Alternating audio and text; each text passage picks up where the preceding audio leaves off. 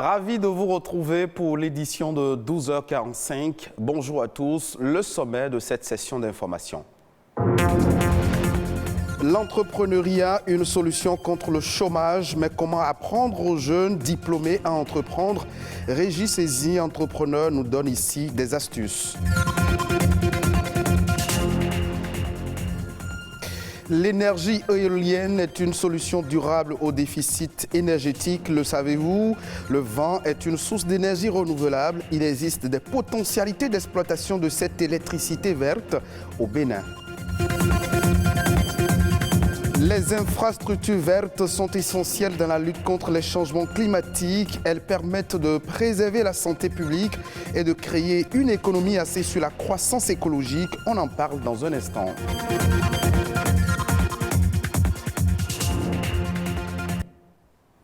Chaque année, des millions de jeunes diplômés sortent de nos universités avec des formations qui ne répondent pas souvent au marché du travail. Si aujourd'hui, certains jeunes convoitent toujours une place dans la fonction publique, d'autres par contre veulent apprendre à entreprendre par eux-mêmes pour construire leur carrière d'entrepreneur et d'investisseur. Comment apprendre aux jeunes à entreprendre? Régis Sezi, entrepreneur et auteur, nous édifie. L'autonomisation, c'est la capacité à se prendre en charge, pour dire les choses simplement. Et l'entrepreneuriat, c'est la capacité qu'on a à identifier des problématiques et donc des opportunités dans un environnement, à y apporter des solutions et justement à monétiser ou à monnayer ces solutions-là. Ce n'est pas une fatalité que d'être au chômage, mais ne pas aller chercher soi-même à sortir de cette situation, c'est compliqué. Et donc j'ai commencé à parler aux jeunes depuis quelques années en leur disant « Levez-vous, essayez de faire quelque chose, réfléchissez, quelles sont vos aptitudes, quelles sont les opportunités ?» Et de fil en aiguille, on est arrivé à un ouvrage qui est il y a quelques mois, qui s'appelle « Apprendre à entreprendre ». Donc, le titre est simple et évocateur, apprendre à entreprendre. Comment est-ce qu'on peut partir, déjà comment on peut identifier une opportunité, comment est-ce qu'on peut partir de l'idée jusqu'à la concrétisation. Et c'est un support papier, c'est un guide pratique qui est destiné aux jeunes à partir de l'adolescence, dans lequel on retrouve des illustrations, des jeux, tout ce qui peut permettre de les captiver véritablement au-delà des informations littéraires et techniques pour que ce soit de l'apprentissage ludique. La prise de conscience au niveau des jeunes, des parents, des enseignants, etc., elle est claire aussi. Tout le monde sait qu'aujourd'hui, l'école c'est important, mais il faut pouvoir adjoindre autre chose, donc développer l'esprit d'initiative des jeunes, leur curiosité, leur ouvrir de nouveaux horizons, leur apprendre les fondamentaux de l'entrepreneuriat. Et c'est tout ça que nous faisons à travers ce guide et cette tournée. C'est une source d'énergie renouvelable produite à partir du vent. L'énergie éolienne génère des forces mécaniques et électriques. Sa production dépend avant tout des conditions météorologiques favorables. Des études sont donc indispensables avant toute implantation de centrales éoliennes. Le Bénin a-t-il donc des potentialités pour l'exploitation de cette source d'énergie? Nadège Omoladesani s'est intéressée au sujet. Voici son reportage. Le Bénin peut être producteur d'énergie éolienne. Une étude réalisée en 2018 par les spécialistes du domaine le confirme. Un fort potentiel a été décelé sur la côte béninoise et dans la région du Mono. Petit aérogénérateur, nous avons une puissance qui varie entre 100 et jusqu'à 10 kW.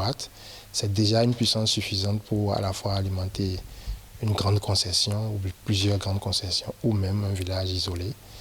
Donc à Cotonou, on peut le faire pour des ménages.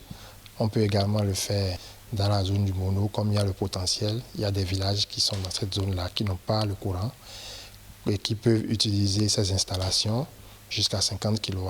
Des études plus approfondies pouvant aboutir à l'installation de centrales éoliennes dans notre pays ont aussi été concluantes.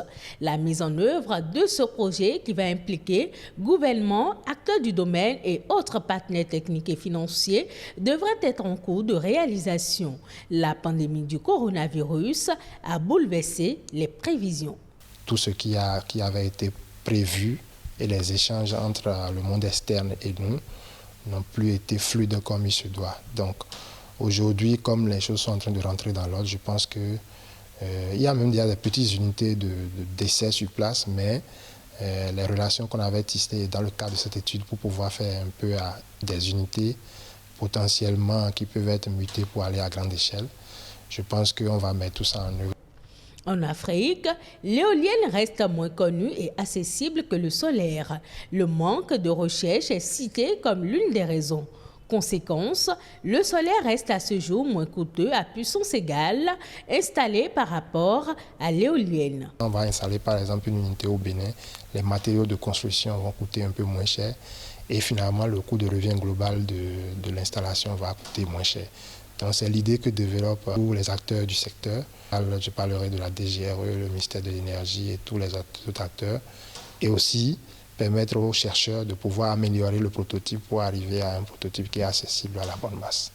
Si pour l'instant, l'éolienne reste plus chère que le solaire, la surface au sol nécessaire pour produire cette source d'énergie est relativement faible comparée aux panneaux photovoltaïques qui occupent une vaste superficie. L'éolienne est une source naturelle, renouvelable et durable. Elle ne génère aucune pollution. L'énergie éolienne, une solution écologique. Autre solution également pour lutter contre les changements climatiques, c'est d'investir dans les infrastructures vertes.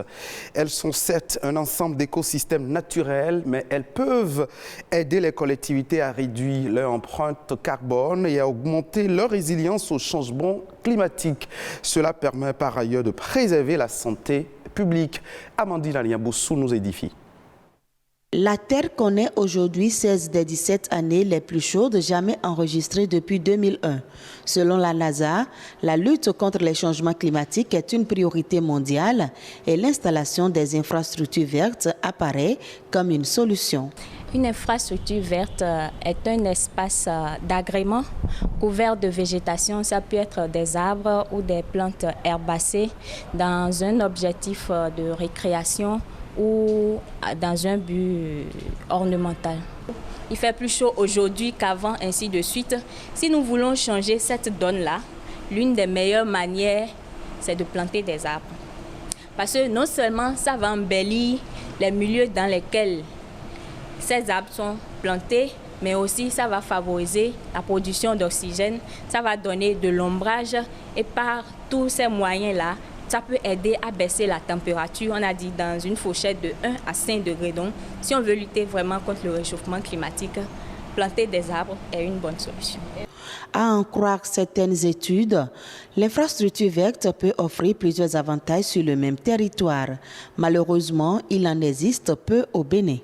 Selon l'OMS, normalement, on doit avoir 10 mètres carrés des espaces verts polygonaux, oui, par habitant, mais les recherches de thèse que j'ai faites ont montré que pour les 5 villes parcourues, Ouidah, Porto-Novo, Cotonou, Calavi et Sémékbodji, c'est Ouidah qui est la ville la plus riche.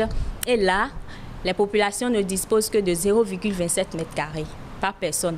Donc, si on compare ça à la norme, c'est que le Bénin est très, très en arrière. En effet, plusieurs raisons expliquent ce manque d'intérêt pour les infrastructures vertes. C'est des infrastructures qui nécessitent des investissements en termes de coûts pour les mettre en place et également pour les entretenir. Il y a également cet aspect de manque d'éducation à la protection de l'environnement, c'est-à-dire éducation à l'éco-citoyenneté qui fait qu'on ne perçoit pas l'importance déjà de ces espaces-là et ensuite on ne sait pas comment les entretenir. La solution réside alors dans l'adoption de programmes et projets de financement allant dans le sens de la préservation de la nature. Il y a différentes politiques ou différentes méthodes qui sont mises en place pour promouvoir les infrastructures vertes. Ça va de ce qui est prévu à l'échelle du gouvernement à ce qui est prévu à l'échelle décentralisée dans les communes à travers les schémas directeurs d'aménagement des communes qui prévoient déjà que la commune s'investisse dans la mise en place des espaces verts, des infrastructures vertes. Et donc, c'est un travail vraiment à l'échelle nationale et également déconcentré, mais aussi qui doit être vu du point de vue micro, c'est-à-dire la famille. Donc, il faut qu'ils sachent que les infrastructures vertes sont autant importantes que les infrastructures grises et que les populations en ont vraiment besoin pour leur épanouissement et leur bien-être. Investir dans les infrastructures vertes revient à atténuer les émissions de gaz à effet de serre et inciter les populations à trouver ensemble des stratégies communes de lutte contre les changements climatiques. Dans la suite de cette session d'information, je vous propose à présent un condensé de quelques sujets ayant marqué l'actualité nationale. C'est la nation en bref.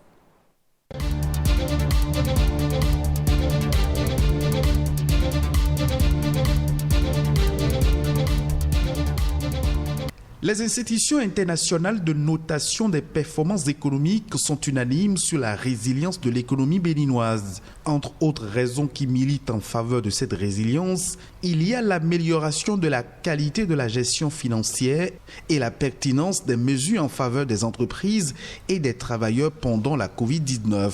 La maîtrise de l'inflation renforcée par la stabilité relative au prix des produits sur le marché. Et même au temps fort de la pandémie, les performances économiques du Bénin sont restées parmi les meilleures de la sous-région. Selon l'Institution nationale de la statistique et de la démographie, la courbe de la croissance du Bénin reprend sa trajectoire ascendante. Le pays affiche un taux de croissance économique de 7,2 en 2021 contre 3,8 en 2020. À quelques jours de leur rencontre du 26 avril 2022 avec le président de la République sur la question de l'augmentation des salaires, les centrales syndicales ont échangé avec le président du Conseil économique et social sur la question de la cherté de la vie. Les partenaires sociaux ont profité de l'occasion pour rappeler au président Tabik Bian que les questions de la cherté de la vie, de l'augmentation des salaires et du SMIC ne sont pas les seules préoccupations des travailleurs. Les hôtes du président du CES ont abordé plusieurs autres questions urgentes qui touchent à l'amélioration des conditions de vie et de travail des travailleurs. Et puis, la décentralisation est en marche au Bénin. Les différents postes techniques et administratifs prévus par le Code de l'administration territoriale sont désormais pourvus. Les personnes devant occuper ces diverses fonctions dans les 77 communes ont été déjà tirées au sort. En dehors des secrétaires exécutifs, il y a les responsables des affaires administratives et financières, des marchés publics, des systèmes d'information et de communication, du développement local et de la planification, des services techniques et des responsables des affaires domaniales et environnementales. Pour rappel, le tiers des différents postes est occupé par des femmes.